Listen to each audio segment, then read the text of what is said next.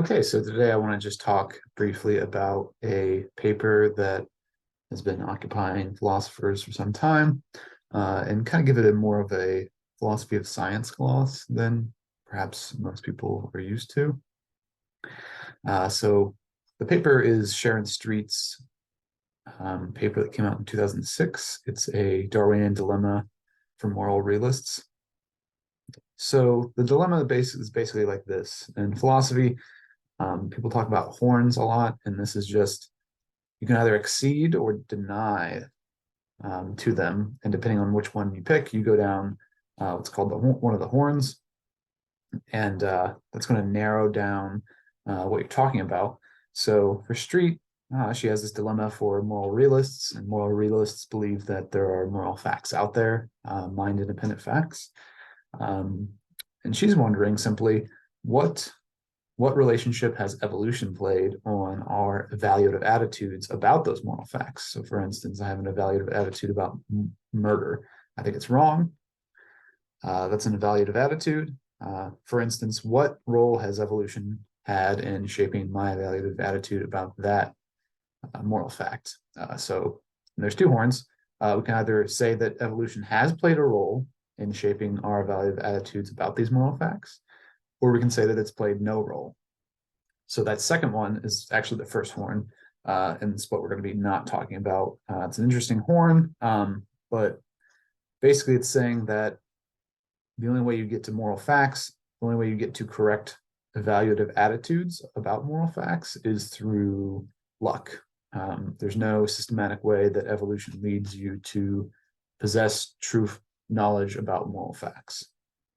And some people have tried to argue out of this and say that, well, look, our evaluative attitudes are kind of a byproduct. So, yeah, we wouldn't really think that they are selected for. So they might have some untainted role in our beliefs, but we're going to just set that aside for now. So now that we have a really rough view of the dilemma, my thesis is that so once we get to the second horn, Street is going to say that the realistic account of what the relationship is between evaluative attitudes and moral truths out there is going to be less parsimonious than her account of the anti-realist account of what relationship there is. The anti-realist account is that there's no relation because there are no moral facts. And in science, this is known as parsimony. There's less entities, ontological units, I guess you could say, things out there that you need to use to explain your theory. So this is how Street's broadly thinking, but we also need to get another thing on the table really quick. So there's two kinds of broadly realists. There's the value naturalists and value non-naturalists. So the value naturalists hold that normative facts are reducible to natural facts. So an analogy would be a pizza pie is just 8 slices of pizza. A moral fact is just the natural ingredients that constitute it. Murder is reducible just to the natural state that represents the murder. Then the value non-naturalists hold that normative facts are not reducible to natural facts. So this one is the people that Street is actually arguing against most solidly. She thinks that the value naturalists can be a target for the dilemma, which I disagree with. But she is most comfortable in saying that the value non-naturalists are susceptible to this dilemma. I partly disagree with that. But to kind of represent what the value non-naturalists are thinking about, they're thinking about, so you have the natural facts making up the units of, it's not saying that there's more facts up here and then they have no relation to the natural facts. They just can't be reduced to them. So you're going to have the natural facts kind of making up the base of, say, murder. So these are all natural facts that make up murder. And then you're going to have another a subvening structure. It's going to be making up the it's going to be falling over top and kind of making a framework above it. So that's how they kind of understand natural facts. It's just not clear that they reduce to them. So this is the relationship they have. They are not reducible. They are some subvening entity. So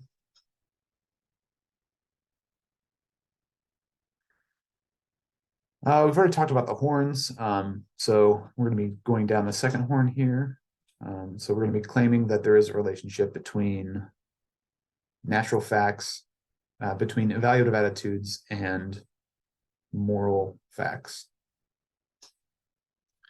So Street has the tracking account. This is the account that she gives for the realist, what the realist is proposing to explain the relationship between evaluative attitudes and moral facts. So evolution has guided our evaluative judgments to align with moral truths. This is why it's called the tracking account. I'm going to refer to it as the TA from now on. So course of this is that knowing the truth can be reproductively beneficial. I see a fire, I see a mountain that's kind of rugged, and there are facts about those things that I am trying to track. There's facts about the gradients of the slope, and there's facts about the temperature of the fire that if I'm wrong about, it will not be, it could be not reproductively beneficial to know. So if I'm wrong about the kind of slope, oh, it's not actually that steep. It's a slighter grade than I thought. That might actually be reproductively not beneficial. So there has to be some vertical relationship between your belief and the natural facts out there. So Street kind of admits that this tracking account works with natural evaluative attitudes. So we can have evaluative attitudes about moral things, so like what we've been talking about, or natural things like that fire is dangerous or that slope is dangerous. So Street sort of admits that the tracking account kind of works with natural facts, facts about the world, facts about predators, fires, stuff like that. But something that's kind of pushing up against this is that not all knowledge is reproductively beneficial, and some evaluative judgments are false. So I think those are both pretty consistent with this tracking account, but it's just kind of things that are left that are still problematic for explaining the relationship. So Street's view, and this is the moral anti-realist talking, there's no moral facts out there. So certain evaluative judgments benefit reproductive success, and that's it. We have like a full stop there. Your evaluative attitudes about what is moral is just reproductively beneficial, and that's why you hold them. It doesn't, not because they're true. Now, this is not denying that there is no relationship between evaluative attitudes and natural facts that might be a tracking account, but as it relates to moral facts, there's no relationship because there are no moral facts. And you believe moral things because it benefits you reproductively, and that's it. So Street's going to want to say that this is more parsimonious because it doesn't include moral facts. And that's what we're going to be looking at. So Street wants to say that her theory doesn't require moral facts. And this is a way, this is kind of referred to as Occam's razor, to say that, well, look, the tracking account requires moral facts. My theory doesn't. Therefore, this theory is the adaptive link account to be favored over the tracking account. So to kind of look at this from a philosophy of science angle, so she states that these are the tracking account and the adaptive link account are both scientific hypotheses.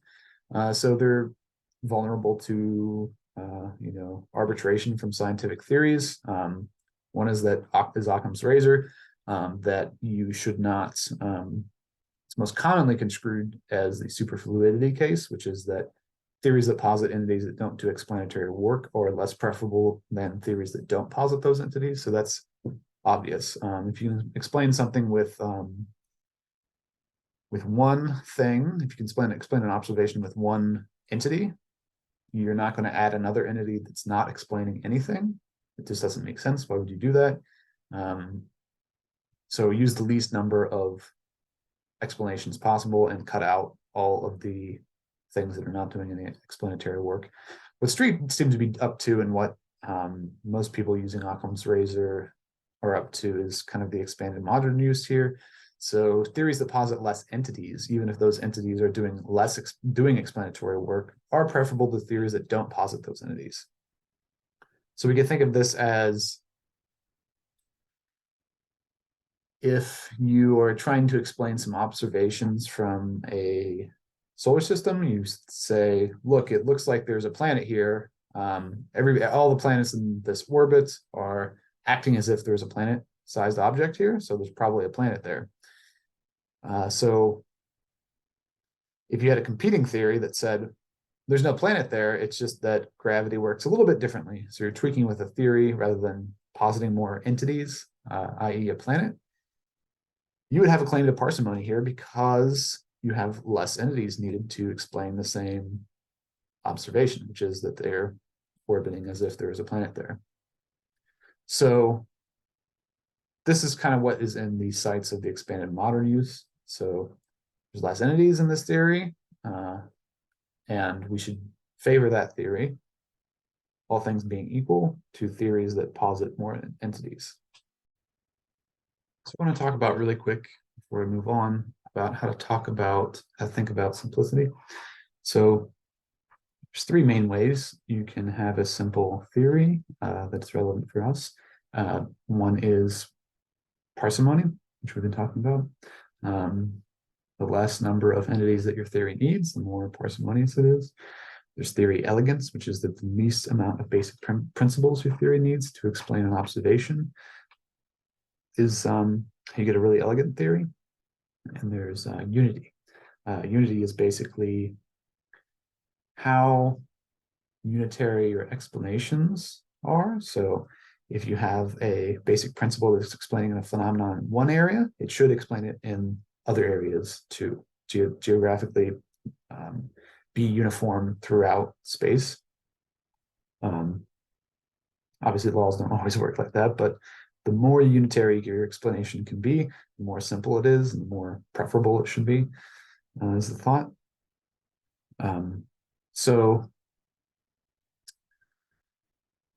you can also have unity of entities. So you could actually dig down, as in the space and gravity example, and find out that they're actually the same thing. You can unify something that we thought were actually two entities, and now they can be one. And it's a much simpler theory after you do that. So these kinds of simplicity are actually often, they can be in conflict. For example, if we have a observation of planetary bodies orbiting the sun, and we see that there is a kind of something we can't explain. The orbits aren't exactly right to what we would predict. We can kind of choose between one or two explanations here, and they're sort of at odds. So if we see the orbits and we're like, well, I think there's probably a planet here. If we just put a planet here, it would fix the entire theory.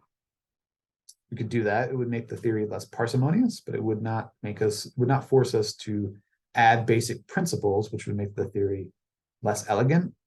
So we could say, well, no, there's no planet there. We just need another principle. In this area, gravity does this, and we could fix the theory in kind of an ad hoc way. Maybe we could make it not ad hoc, but we could fix it.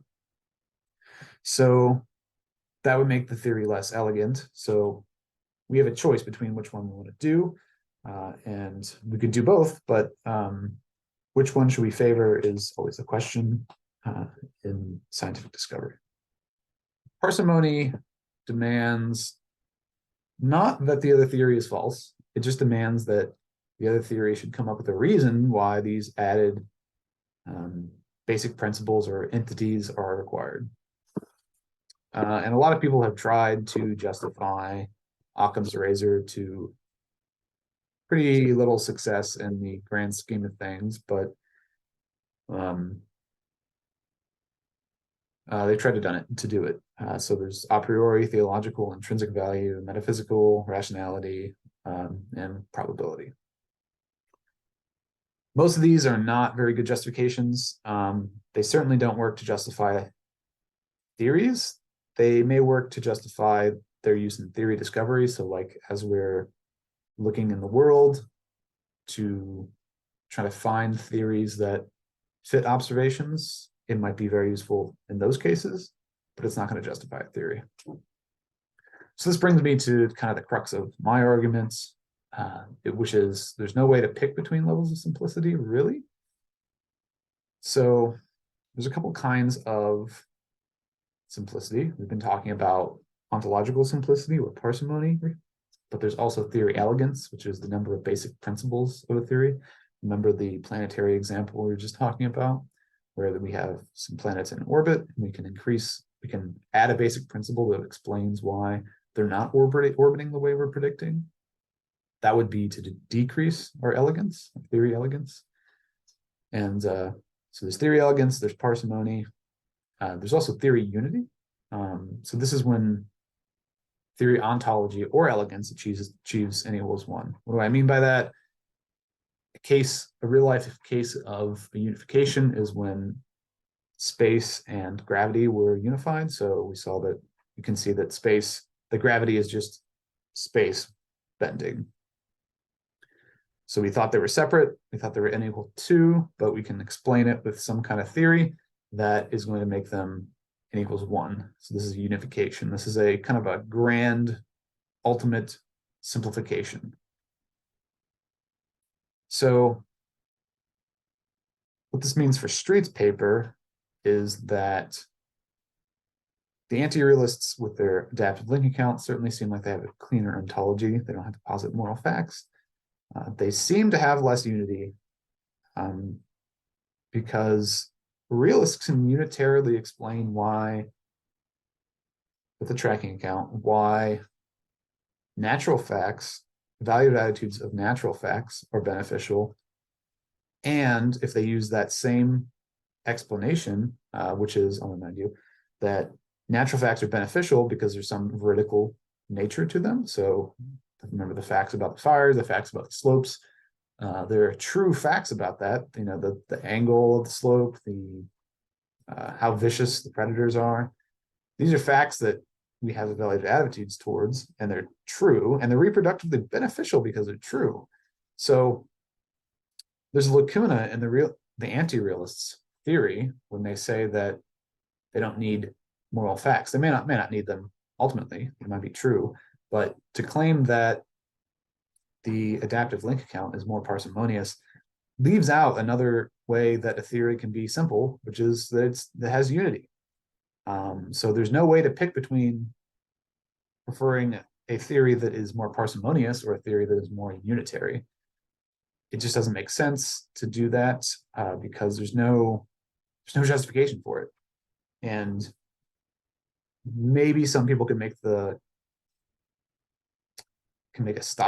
stylistic preference for less entities over unity, but that just needs to be made. It needs to be shown that it needs to be justified in some way, and Street really hasn't done that.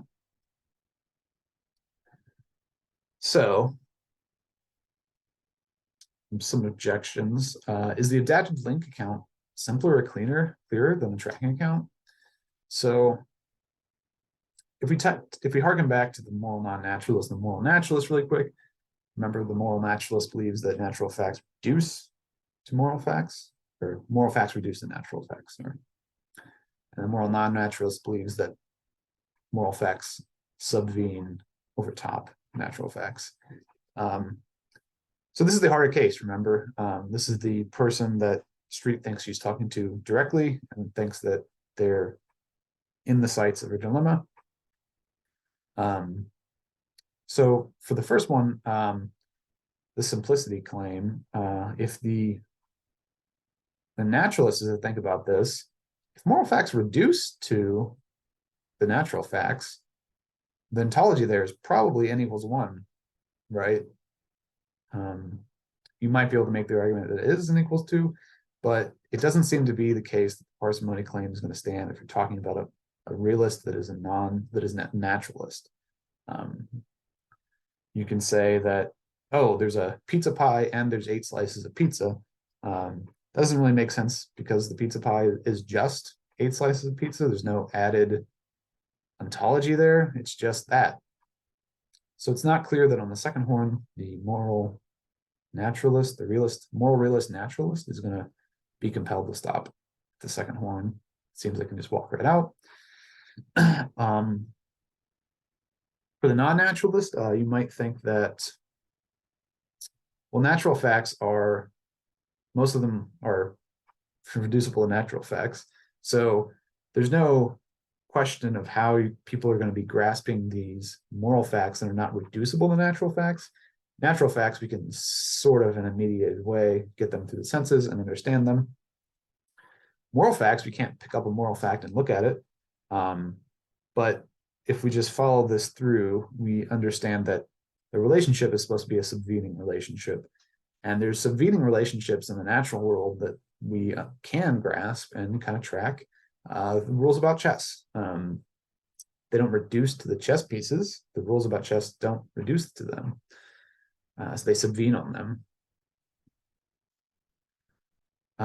So in the same way, we might be able to grasp moral facts. It's not clear that we can, but it's at least coherent. And that's essentially all I wanted to talk about today. Hope this has cleared some stuff up. I enjoyed talking about this because most people talk about this paper through a meta-ethical way and not really a philosophy of science way. And I think there's a lot of stuff to talk about here that's interesting. But yeah, thanks for tuning in.